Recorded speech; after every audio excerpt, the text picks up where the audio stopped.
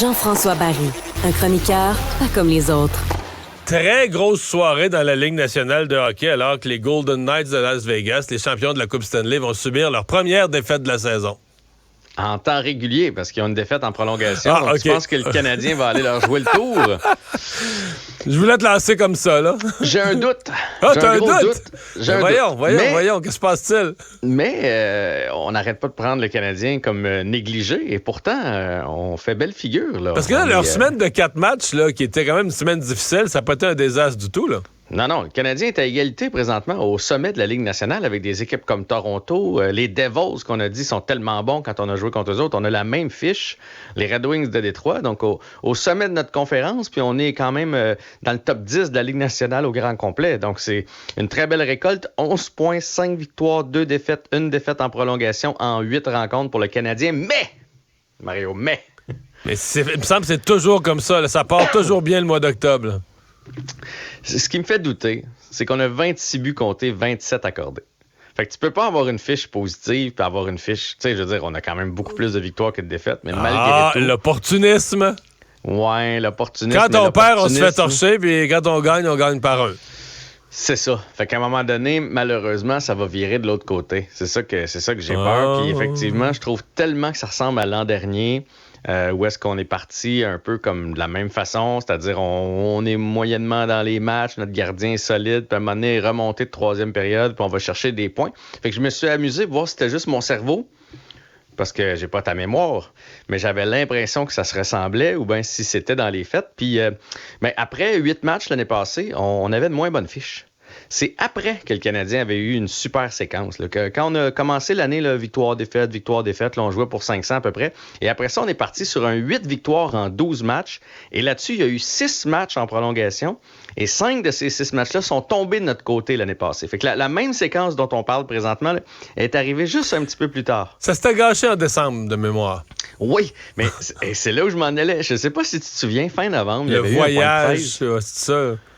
Ah, le voyage, mais le point de presse de Kent Hughes. Il avait fait un point de presse, puis les journalistes ils avaient dit est-ce qu'on va être vendeur ou acheteur à la date limite des transactions parce que le Canadien va bien, notre place en série. Puis là, Kent Hughes avait fait on se calme, il reste encore beaucoup de hockey, on verra bien ce qui va se passer. Et finalement, on se posait plus la question lorsqu'il est arrivé la date limite des transactions. Ça a descendu assez vite. Fait que bref, tout ça pour dire que c'est le fun, ça donne des matchs excitants. Tu sais, encore en fin de semaine contre Winnipeg, on a eu du fun comme spectateur à regarder ça.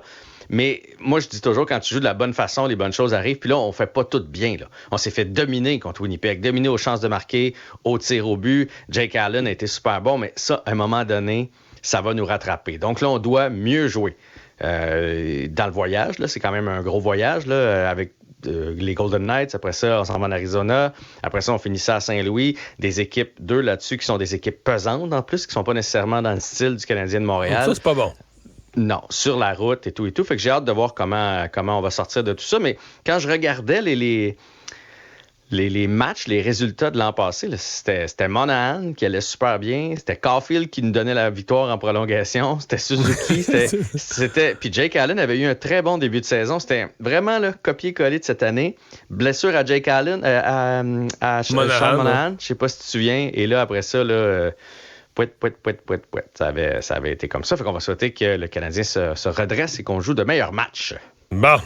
Donc, ce soir, revenons à ce match-là contre les Golden Knights qui ont fait des farces, mais qui sont invaincus en temps régulier cette année. Là. 8 victoires et 1 défaite en prolongation. Donc, ils ont joué 9 matchs. Ils ont ramassé 9 fois des points. Ouais, puis le match qu'ils ont perdu en prolongation, à mon avis... Ils ont pris les Ducks à la légère. Les Ducks sont une équipe de misère cette année, là, jeune.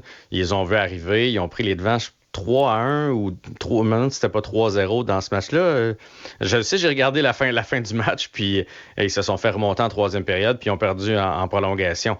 Fait que je pense qu'ils ont un petit peu regardé de haut, si on peut dire. Puis ils sont impressionnants parce que généralement, Mario, là, une équipe qui se rend en finale de la Coupe Stanley comme ça... Ouais, le mois d'octobre est toujours pourri d'habitude. Là, on dirait qu'ils ils ont fait le party tout l'été. Mais...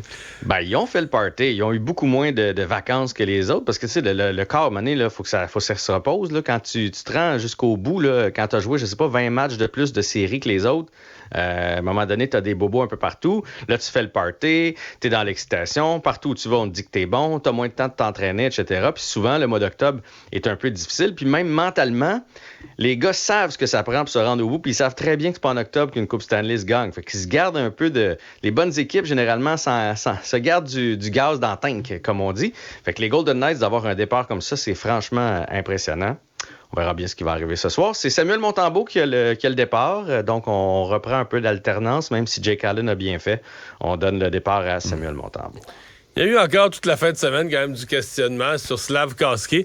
On s'était parlé de lui au début de la saison, puis ça m'avait frappé. Premier, deuxième match, du jeu plus physique, des batailles à 1 contre 1, sortait avec la rondelle. Sauf que sur la feuille de pointage, c'est rien du tout. Je pense qu'il a ramassé une passe par accident quand son trio a fait de quoi un peu au début. Là, non, il n'était pas par accident, par exemple. Elle était super belle. Souviens-toi, c'est la passe à Newhook. Il avait reçu la passe c'est vrai, de il l'avait renvoyé. Kirby Dack. Puis il l'a renvoyé en avant du filet. C'est le deuxième match de la saison, si je ne m'abuse. Mais là, depuis ce temps-là, et je voyais les statistiques avancer, les gens ont commencé à décortiquer ça, les spécialistes de hockey. Il n'y a pas vraiment de chance de marquer. Il n'est jamais où c'est dangereux. Il n'est jamais où ça compte. Est-ce que ça t'inquiète?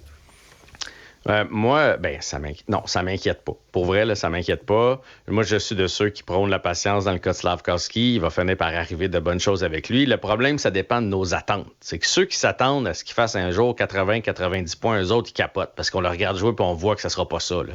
Mais il y a d'autres outils dans son c'est un premier choix. C'est un choix de premier tour.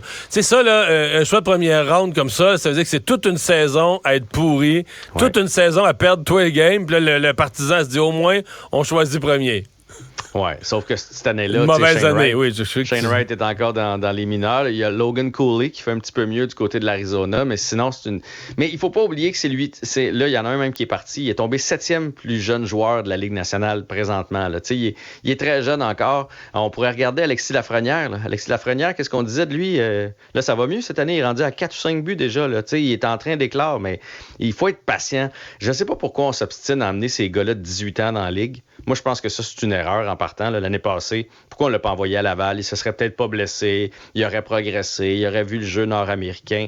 Mais je le pense quand même en de bonnes mains avec Martin Saint-Louis. Martin Saint-Louis nous a montré jusqu'à maintenant qu'il est bon avec les jeunes. Il a relancé un gars comme Caulfield.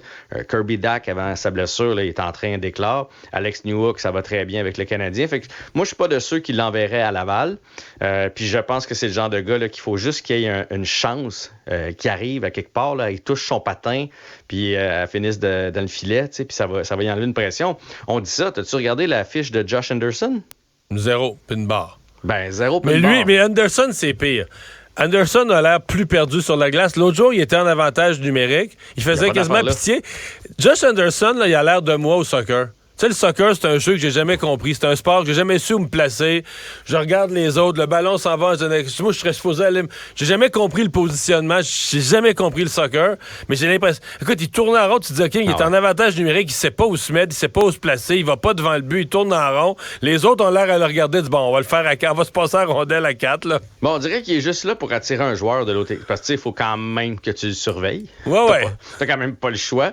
Fait qu'on dirait que ça fait quasiment un 4 contre 3 parce qu'il y en a un qui surveille Anderson. Puis nous autres, on sait qu'Anderson, il se passera rien avec. Je veux dire, personne n'en parle de Josh Anderson. Tu sais, Slafkovský, on dirait que c'est le fun de casser du sucre sur son dos. Là, mais je dis, il y en a un qui a 19 ans, puis l'autre en a 28. Là.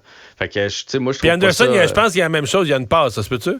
Je pense, il n'y a pas de but, ça, je suis certain. Là, je pensais pas qu'on. Une ou deux passes. Non, mais on s'entend, c'est le même. Mais c'est misérable. Puis lui, il a toutes les chances, là, Slafkovský. Il n'a pas le premier avantage numérique. Là. Puis il n'a pas joué avec Suzuki puis Caulfield. Anderson, il a eu toutes les chances du monde depuis le début d'année de réussir. Là, c'est une bonne observation. Il n'a pas plus réussi. Fait que prenons notre gaz égal, puis gardons en tête qu'il va faire 50-60 points en carrière à son sommet, Slafkovský, puis qu'il va amener du jeu physique. Ça ira pas plus loin que ça.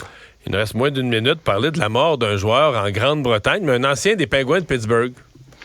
Ouais, puis est-ce que tu as vu la vidéo? Non, mais ça a un coup de patin sur la carotide, là. Moi, je pensais qu'il était comme à terre ou quelque chose comme ça, mais le joueur a trébuché. Il y en a qui pensent que c'est volontaire. Moi, je peux pas croire que c'est volontaire. Puis, donc, les pieds, ils ont levé dans les airs et il a tranché la gorge. Puis, c'est troublant. Et là, du côté de l'Angleterre, on va obliger le protège-coup dans toutes les ligues de hockey.